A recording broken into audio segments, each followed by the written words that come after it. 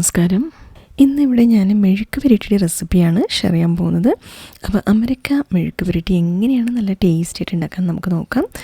പാനിനെ മീഡിയമാക്കി ചൂടാക്കി എടുത്തിട്ടുണ്ട്. ഇതിലേക്ക് 2 ടീസ്പൂൺ വെളിച്ചെണ്ണ ഒഴിച്ചു കൊടുക്കുകയാണ്. ഒരു വലിയ ഉള്ളി കട്ട് ചെയ്തിട്ട് ഇട്ട് കൊടുക്കുന്നുണ്ട്. ഒരു പിടി കരിവേപ്പില. ഉള്ളിനെ നന്നായിട്ടൊന്ന് വാട്ടിയെടുക്കണം. വാടി വരുമ്പോൾ ഇതിലേക്ക് 1.5 ടീസ്പൂൺ തരിമുളക് പൊടി ഇട്ട് കൊടുക്കാം. 1 കപ്പ് തേങ്ങ. എന്നിട്ട് നന്നായിട്ടൊന്ന് തേങ്ങ ഡ്രൈ ആവുന്ന വരെ ഒന്ന് നമുക്ക് ഫ്രൈ ചെയ്തെടുക്കണം. അപ്പോൾ തേങ്ങ നന്നായിട്ട് ഡ്രൈ ആയി വരുമ്പോൾ ഇതിലേക്ക് കഴുകി കട്ട് ചെയ്ത് വെച്ച അമരക്കേനെ ഇട്ടുകൊടുക്കാം. പാകത്തിന് ഉപ്പ് ചേർക്കാം. എന്നിട്ട് നന്നായിട്ടൊന്ന് മിക്സ് ചെയ്ത് കൊടുക്കാം. അപ്പോൾ ഈ തേങ്ങ തരിമുളക് പൊടിയുടെ എരിവും ഉപ്പും നന്നായിട്ടൊന്ന് അമരക്കയിൽ മിക്സായി വരട്ടെ. ഇവിടെ നമ്മൾ വെള്ളം ഒട്ടും ചേർക്കുന്നില്ല. ഫ്ലെയിം ലോയിൽ വെച്ചിട്ട് വേണം ചെയ്യാൻ. അടച്ച് വെച്ച് വേവിക്കരുത്. അപ്പോൾ നമ്മൾ അമരക്കേനെ നന്നായിട്ടൊന്ന് അമർത്തി ഇതുപോലെ ഫ്ലെയിം ലോ ആക്കിയിട്ട് ആവിയിലാണ് നമ്മൾ വേവിച്ചെടുക്കുന്നത്. അപ്പോൾ ഇതുപോലെ ഒരു 3-4 മിനിറ്റ് വേവിച്ചതിന് ശേഷം നമുക്കൊന്ന് മറിച്ചിടാം.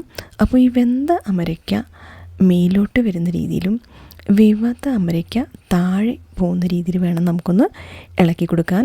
എന്നിട്ട് വീണ്ടും നന്നായിട്ടൊന്ന് പ്രസ് ചെയ്തിട്ട് 3-4 മിനിറ്റ് നമുക്ക് തിരിച്ചും ഒന്ന് വേവിച്ചെടുക്കണം.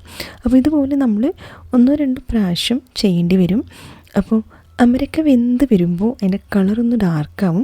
അപ്പോൾ ഇവിടെ നോക്കൂ, കളറൊന്ന് ഡാർക്കായി വന്നിട്ടുണ്ട്. അപ്പോൾ അമരക്ക വെന്തിട്ടുണ്ട്.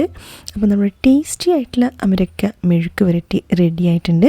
ചോറിൻ്റെ കൂടെ കഴിക്കാൻ വളരെ ടേസ്റ്റി ആയിരിക്കും.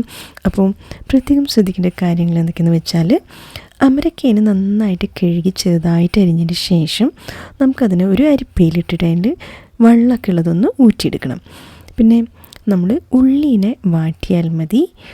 നമ്മൾ തേങ്ങേനെ ഒന്ന് അതിൻ്റെ തേങ്ങാപ്പാലൊക്കെ ഒന്ന് വറ്റുന്നവരെ മാത്രം ഫ്രൈ ചെയ്യുക.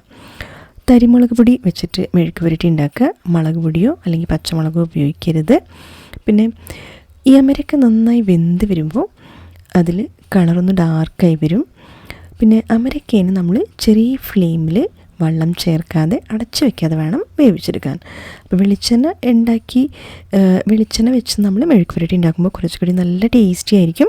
അപ്പോൾ ഇതുപോലെ നിങ്ങളൊന്ന് മെഴുക്ക് പുരട്ടി ഒന്ന് ഉണ്ടാക്കി നോക്കിയിട്ട് നിങ്ങളുടെ അഭിപ്രായങ്ങളൊക്കെ ഒന്ന് അറിയിക്കുക. റെസിപ്പി ഇഷ്ടപ്പെട്ടെങ്കിൽ ലൈക്ക് ചെയ്യുക, ഷെയർ ചെയ്യുക, സബ്സ്ക്രൈബ് ചെയ്യുക. അടുത്ത വീഡിയോയിൽ ഒരു പുതിയ റെസിപ്പി ചെയ്യാൻ വരുന്നതായിരിക്കും. എല്ലാവർക്കും നന്ദി, നമസ്കാരം. Thank you.